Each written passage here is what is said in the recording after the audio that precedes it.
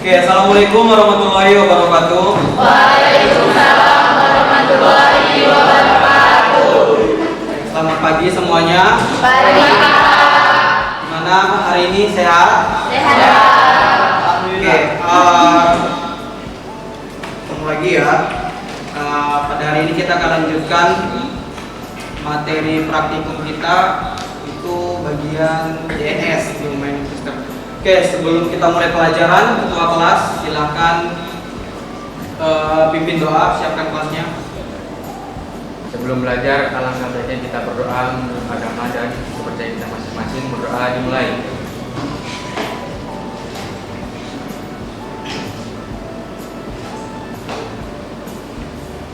Berdoa selesai, semua berdiri.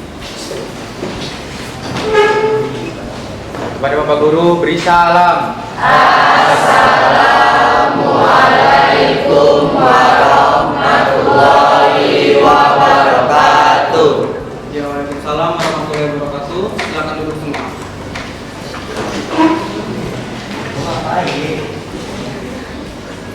Fitra Dinata, Coba.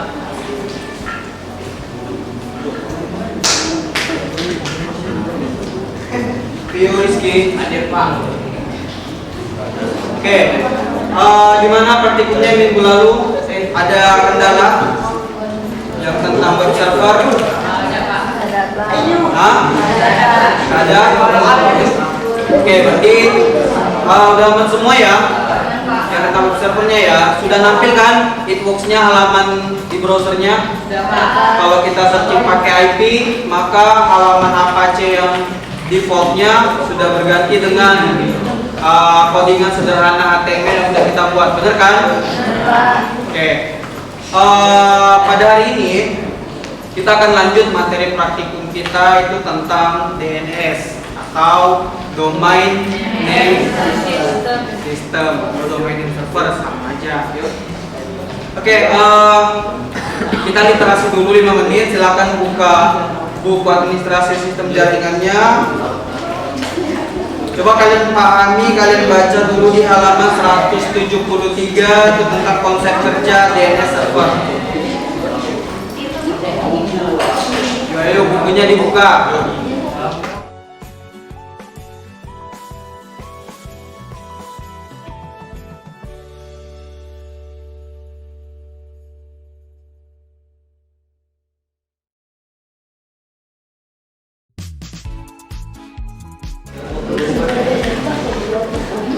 Oke, sudah.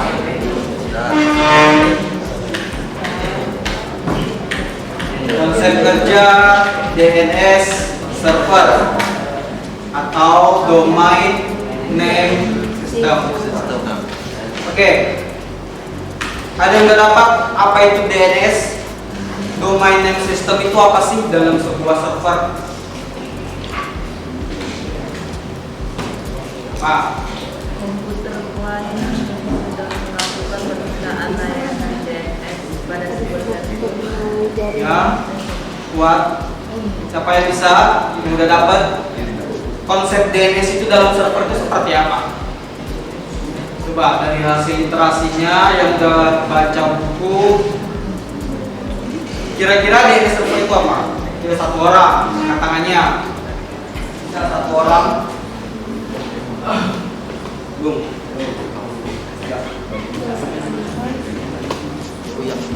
Kelas 25 sampai kelasnya berapa? Coba buat perhitungannya supaya dapat 102 halaman seperti apa? Nah, ini bisa hitungnya supaya dapat 102 halaman itu kayak mana? Ada lainnya. Dari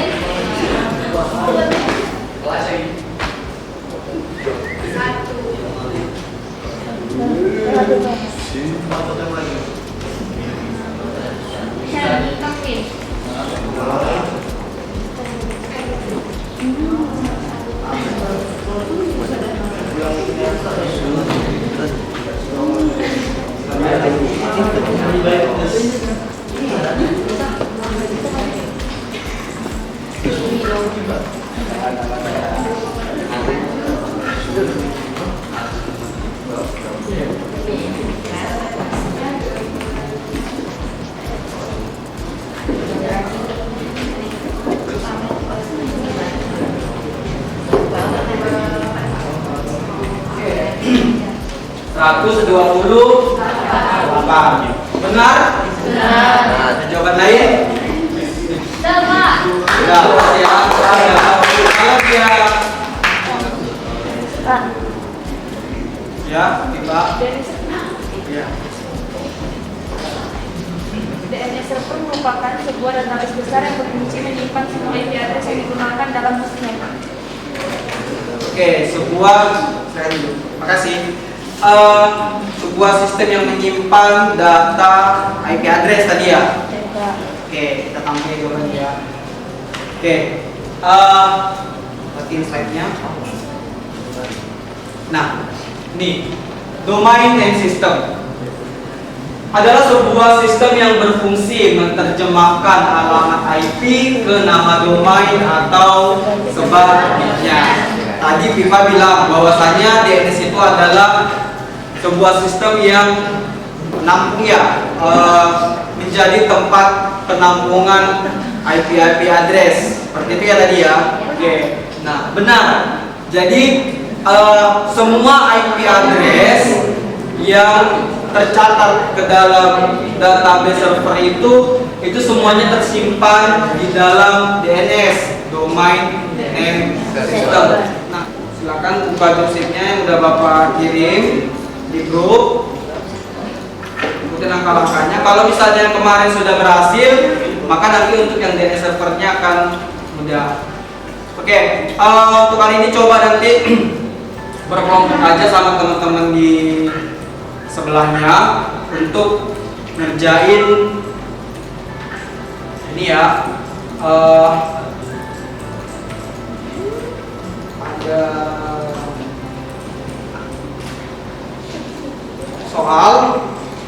Ada soal isi 5.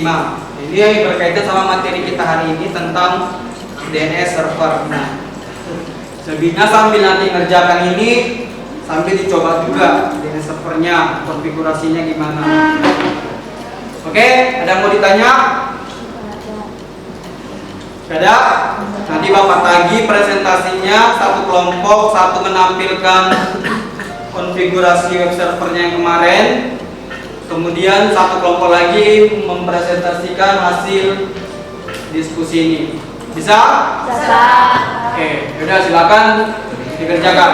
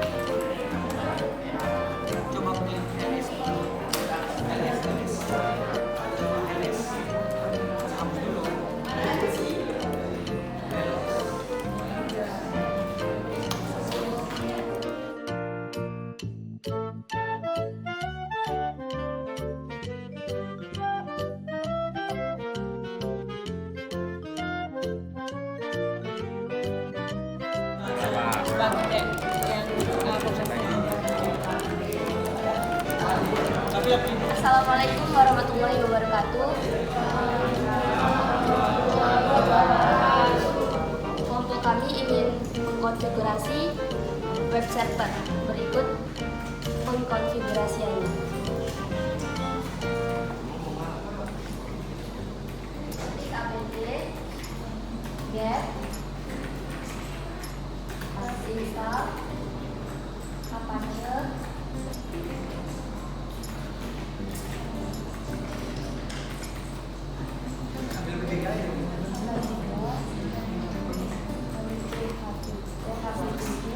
enter.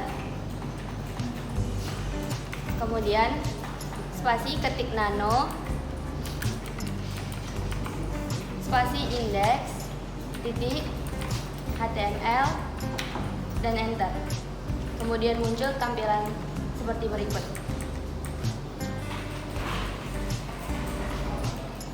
Di bagian tulisan putih bisa kita ubah sesuka kita.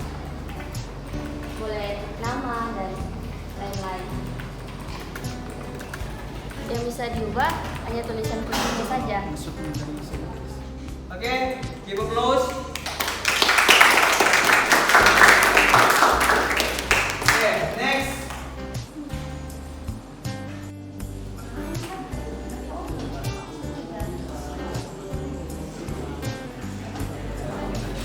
Assalamualaikum warahmatullahi wabarakatuh. Kami di sini ingin mempresentasikan jelaskan pemahaman kamu mengenai perbedaan DNS dan DDN pada domain name system.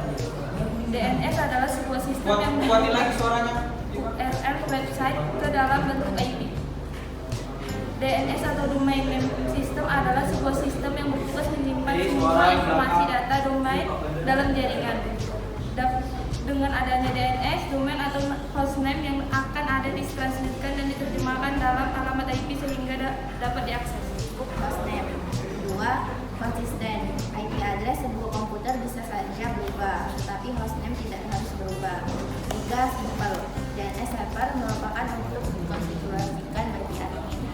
Keempat, DNS mudah untuk diimplementasikan di protokol TCP/IP. DNS server mudah untuk dikonfigurasikan bagi admin. User tidak lagi direpotkan untuk mengingat IP address. Kelemahan DNS. 1. Tidak dapat menggunakan nama banyak untuk mencari nama domain baik di internet maupun di intranet. Kedua, tidak mudah untuk diimplementasikan. Ketiga, tidak konsisten. Keempat, tidak bisa membuat banyak nama domain. Sekian dari kelompok kami. Sekian dari presentasi kelompok kami. Bila ada salah kata, kami mohon maaf. Saya akhiri dengan wabillahi taufiq wal hidayah. Wassalamualaikum warahmatullahi wabarakatuh. Silakan duduk. Oke, domain kita itu sudah memiliki alamat yang emang itu aja, statis alamatnya. Kalau kita pakai dari DNS, berarti nanti alamat IP kita ini bisa berubah-ubah seperti itu. Biasanya kita DNS. Nah, DNS tadi kita udah dapat ya, bahwasanya DNS itu adalah domain system yang mana dia adalah sebuah server yang berfungsi untuk menerjemahkan alamat IP address menjadi domain dan begitu pula sebaliknya. Nah, oke, udah Bapak akhir sampai sini ya. Mohon maaf bila ada kesalahan. Wabillahi taufiq wal hidayah. Wassalamualaikum warahmatullahi wabarakatuh. Waalaikumsalam warahmatullahi wabarakatuh.